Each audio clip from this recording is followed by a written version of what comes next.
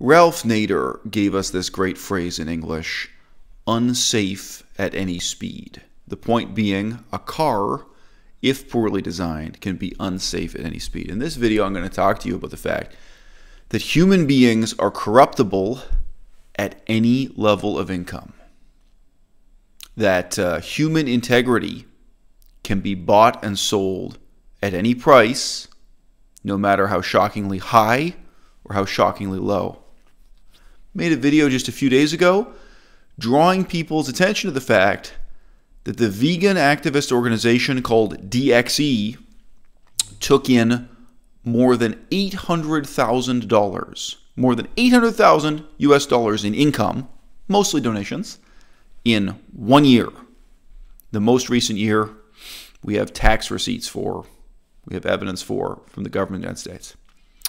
I have been told that this year they are almost certain to have above $1 million.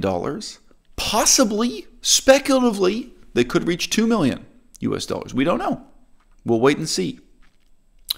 What evil do you think cannot be motivated by $800,000 US?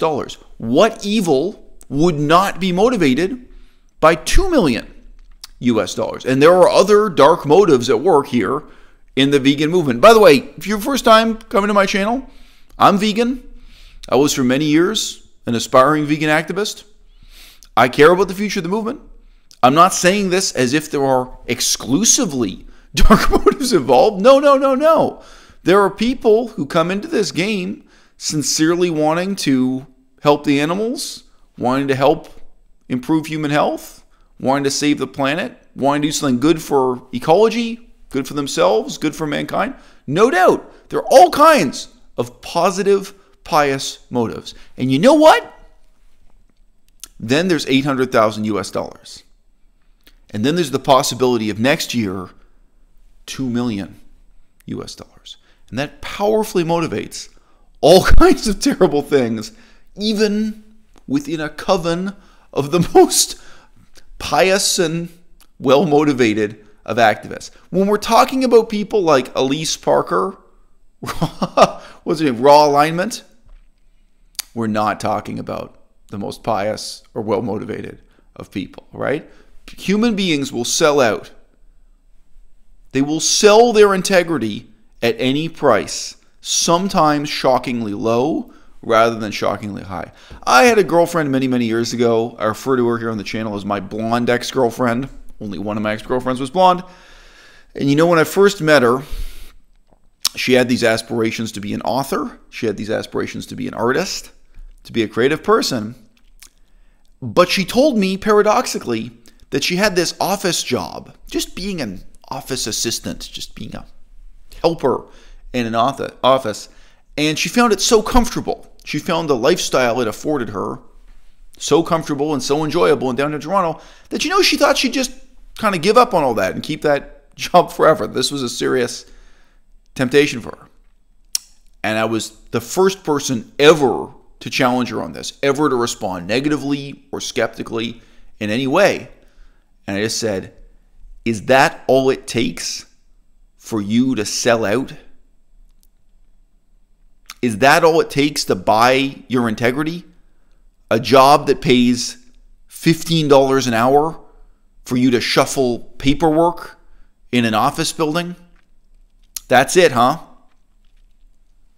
She was astonished. I was like, you don't think there are people who had some kind of artistic vision as a filmmaker, as a painter, as an author, as a poet, whatever, who were offered far more lucrative, far more tempting careers that they had to turn down in order to focus on, or to make sacrifices for and work towards that artistic vision? You don't think there are people with greater temptations? You don't think there are people being asked to sell out? I mean, sell even as an artist. Let's say you're being offered money to do advertising campaigns for a banana company instead of working on what you really believed you ought to be creating as a visual artist. Like, well, working in advertising pays a lot more than just doing my own paintings or creating my own works of art.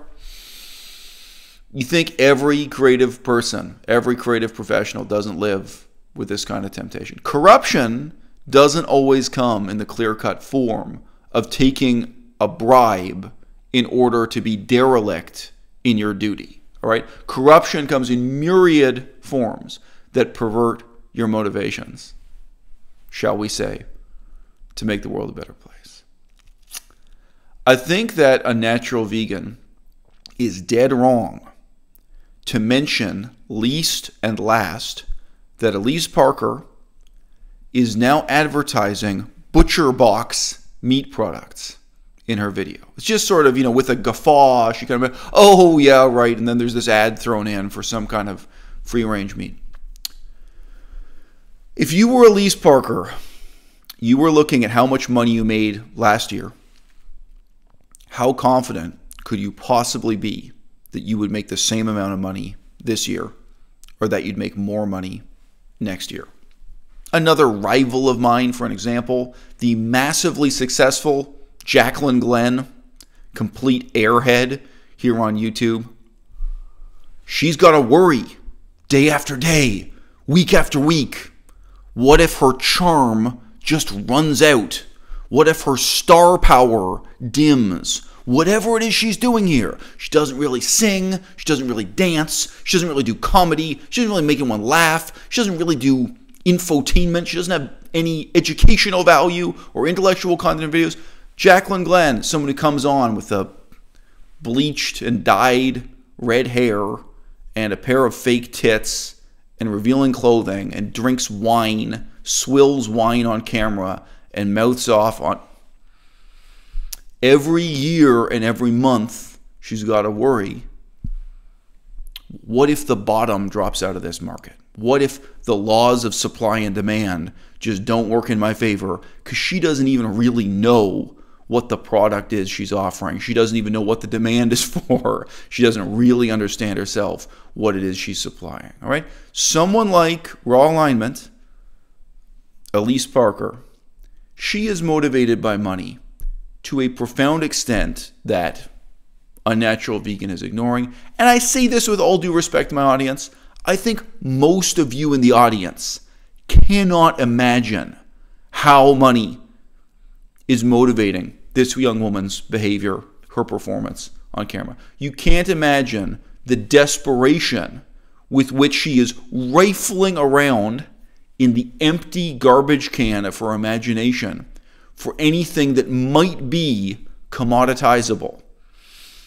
She's looking at one fad diet after another, one psychedelic drug after another, one form of yoga, one fad lifestyle choice after another. Maybe I can live out of a van. Maybe I can go hiking through the Appalachian Mountains. Maybe I can do ayahuasca. Maybe I can make a video about psychedelic mushrooms. Right? She has nothing to sell. And she's here every day, sitting in front of a camera, hearing the minutes click by, trying to sell out. And nothing could more powerfully motivate someone like that in their behavior than the offer of a partnership, the offer of advertising revenue from ButcherBox, the free-range meat company. Nothing could draw her more powerfully, like a moth to the flame, than the prospect of having the daughter of Jordan Peterson appear on her channel. That's money. That's money. That's the potential for money, fame, notoriety, salience, relevance. I don't know how Alyse Parker really pays her rent. She's a very stupid person. I think we all can agree that she herself will never really understand how she pays her rent. She won't really understand what her appeal is, what it is that draws in the audience or the revenue, and she will live in constant fear of losing it. How much money could that butcher company possibly have paid her to advertise their meat products? Is it even $5,000? I don't know. You guys can Google around, find out how much an advertising campaign like that is worth. I would guess it's shockingly little money. I would guess that it is nowhere near the ballpark of $800,000 a year, $1 million a year, $2 million a year that we were talking about with direct action everywhere just a few minutes ago. All right?